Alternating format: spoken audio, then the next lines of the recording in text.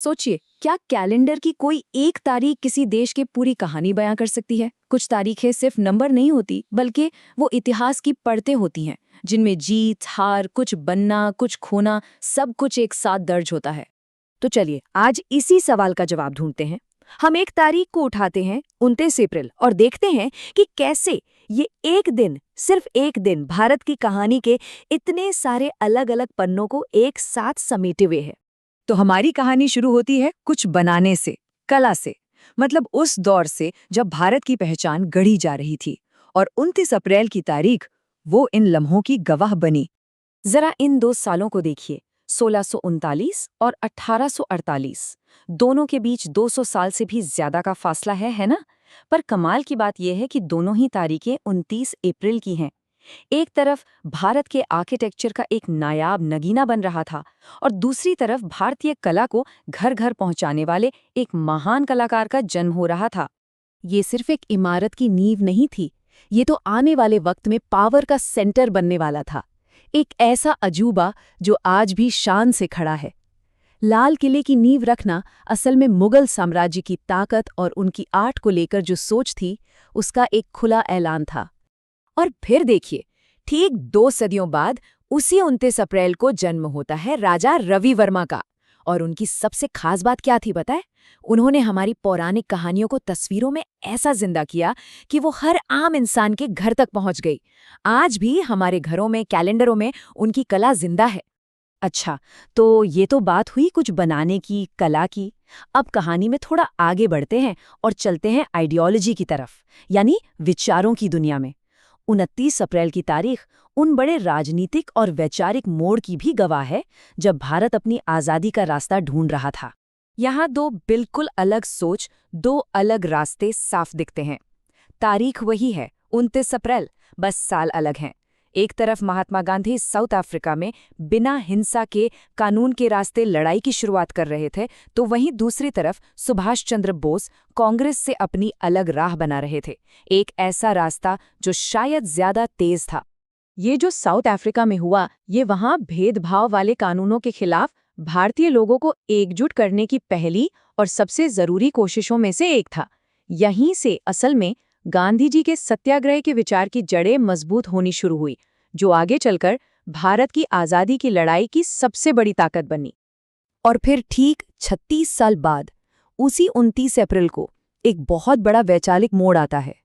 नेताजी का इस्तीफा सिर्फ एक इंसान का इस्तीफा नहीं था, ये इस बात का सबूत था कि आज़ादी कैसे मिले, इस पर देश के अंदर कितनी गहरी बहस चल रही थी। चलिए अब कहानी को आज के दौर में लेकर आते हैं। और यहाँ 29 अप्रैल का दिन भारत की कामयाबी और उसके दुख दोनों को एक साथ दिखाता है। ये एक ऐसा चैप्टर है जिसमें ताकत भी है और गम भी। 29 अप्रैल 2010 का दिन, ये भारत की मॉडर्न तरक्की का एक बेहतरीन दिन था। सोचिए, एक ही दिन में देश ने 2 अलग-अलग फील्ड में कितनी बड़ी कामयाबी हासिल की। एक तरफ डिफेंस में, तो दूसरी तरफ मेडिकल साइंस में, जो सीधे सीधे जाने बचाने से जुड़ा है। ये सच में देश के लिए गर्व का पल था। INS शिवालिक ये कोई आम जहाज नहीं, बल्कि देश में ही बना एक ऐसा वॉरशिप है जिसे दुश्मन का रडार भी आसानी से पकड़ नहीं सकता। ये दिखाता है कि भारत अब अपनी सुरक्षा के लिए किसी पर निर्भर नहीं, बल्कि खुद नई टेक्नोलॉजी बना रहा है। और उसी दिन दूसरी तरफ हेल्थ केयर में एक कमाल का भारतीय इनोवेशन सामने आया। एक ऐसा आविष्कार जिससे कैंसर का पता जल्दी लग सकता था और करीब-करीब 43% मरीजों की जान बच सकती थी। इसने दुनिया को दिखाया कि भारत के वैज्ञानिक क्या कुछ कर सकते हैं। लेकिन कहानी का एक और पहलू भी है। जैसा कहते हैं ना, हर सिक्के के 2 पहलू होते हैं, बस वैसा ही कुछ इस तारीख के साथ भी है। अब बात करते हैं इसके दूसरे ज्यादा दर्दनाक पहलू की। 29 अप्रैल 2020 ये वो दिन था जब हिंदी सिनेमा के एक बेहद टैलेंटेड एक्टर इरफान खान हमें छोड़कर चले गए। उनके जाने का दुख सिर्फ देश में ही नहीं, बल्कि दुनिया भर में महसूस किया गया, और ये दुख इस तारीख से हमेशा के लिए जुड़ गया। और फिर ऐसा लगा जैसे इतिहास खुद को दोहरा रहा हो। ठीक 1 साल बाद वही तारीख, 29 अप्रैल 2021, और देश अपनी सबसे मुश्किल घड़ियों में से एक का सामना कर रहा था। ये कोरोना महामारी का सबसे खतरनाक दौर था।